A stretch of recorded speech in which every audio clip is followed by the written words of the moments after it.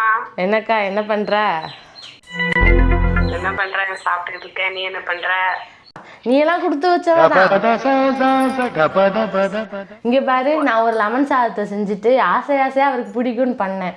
ஆனா அந்த திட்டிட்டு போறாரு. எதுக்கு? ஒரே ஒரு தப்பு பண்ணிட்டேன். என்ன தப்பு பண்ணிட்ட? மஞ்சப்பொடி போட்டேன், கடுகு பருப்பெல்லாம் போட்டேன், லெமனை புழிஞ்சு ஊற்ற மறந்துட்டேன்.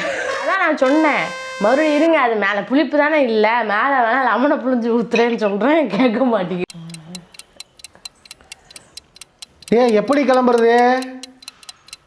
வெயிட் பண்ணுங்க, இப்போ தான் எங்கள் 3ஆவது அக்கா கிட்ட ஃபோன் பேசிகிட்டு இருக்கேன், பேசிட்டு வரேன். ஃபோன் பேசிகிட்டு இருக்கேன்ல, எங்கள் 4ஆவது அக்கா கிட்ட பேசிகிட்டு இருக்கேன்ல. அப்போவே எல்லாரும் சொன்னாங்க, 4-5 அக்கா தங்கச்சி இருக்கிற இடத்துல கல்யாணம் பண்ணாதுங்க.